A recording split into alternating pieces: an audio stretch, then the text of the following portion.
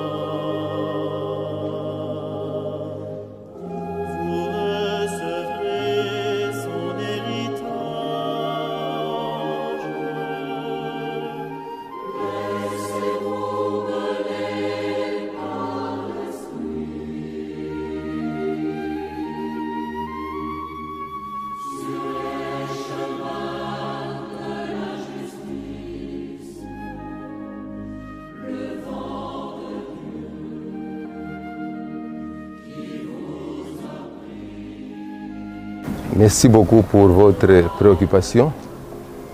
Vous êtes sans ignorer que les torchons brûlent dans notre pays. Il était question au père spirituel de la CENCO et ECC de faire le voyage à l'extérieur du pays en vue de trouver une solution aux problèmes qui prévaut ici dans notre pays. C'est dans ce sens, c'est dans ce tourment qu'ils ont trouvé bon aussi de venir aussi rencontrer les différentes couches de la base. La base ici à Lubumbashi, c'est la base de l'archevêque, notre archevêque qui est aussi président de la CENCO. il était aussi question qu'ils puissent aussi avoir des données, des cahiers de charges de la base. Et nous, en tant que notabilité du Katanga, nous représentons les 4 provinces démembrées. Nous sommes venus répondre à leurs demandes. C'est ainsi que nous avons expliqué, nous avons soumis tous les problèmes par rapport à ceux qui rongent les cœurs des Katangais ici à Lubumbashi. Vous ne pouvez pas, et peut-être vous êtes sans ignorer, vous connaissez bien le problème, c'est la guerre qui sévit à l'Est, la guerre qui est en train de brûler tout le monde, la guerre qui tue tout le monde. Alors nous ne pouvons pas rester sans un seul mot. Nous nous sommes prononcés. Et c'est aux évêques d'aller transmettre notre message.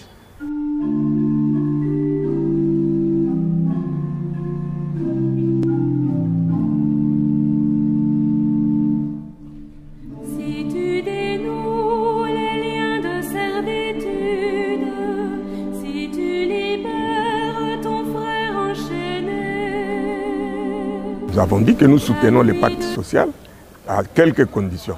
Nous allons participer, le Katanga principalement, il y a des conditions que nous avons posées. Premièrement, il ne faut pas qu'on aborde des questions d'intangibilité de frontières. Notre pays est un et il reste indivisible, comme nous le disons, nous répétons plusieurs fois. Deuxièmement, il faut que tous ces Katangais qui sont arrêtés pour des raisons politiques ou ceux qui sont en exil puissent revenir avant que nous puissions participer à ce pacte. Et troisièmement, qu'il faudrait qu'on change le mode de gestion de notre pays. On a l'unitarisme, on a été dans une décentralisation qui n'a pas abouti.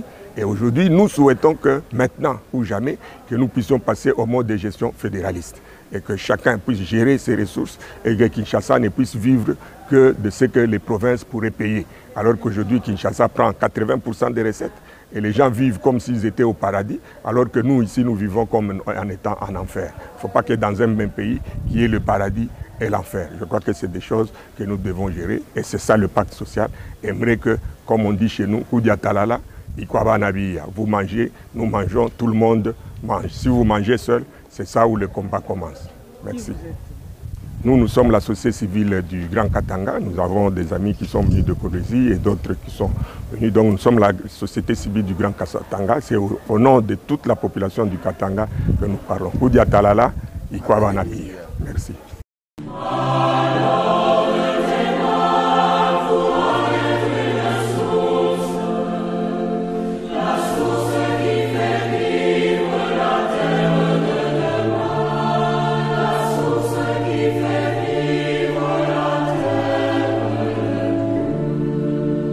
Nous avons compris que les divergences politiques n'ont pas permis à ce que nous puissions avoir la paix. Le Congo aujourd'hui a besoin de la paix parce que sans la paix, nous n'avons pas la chance d'avoir le développement. Ici, nous représentons les forces vives de la jeunesse de tout l'espace katangais. Nous faisons confiance au tandem SCC-SENCO parce que l'histoire du pays nous renseigne que lorsque l'Église prend les commandes de ce genre d'initiative, nous trouvons toujours la possibilité d'avoir une sortie de crise. Donc nous faisons confiance aux églises. Ce n'est pas dire qu'on ne fait pas confiance aux autres confessions religieuses, mais nous faisons confiance à nos pères parce que nous grandissons à leurs pieds, nous les connaissons, ils nous connaissent très bien. Et donc nous pensons que un parent qui connaît bien ses enfants, il a la possibilité de bien orienter son fils. Ils sont crédibles aussi.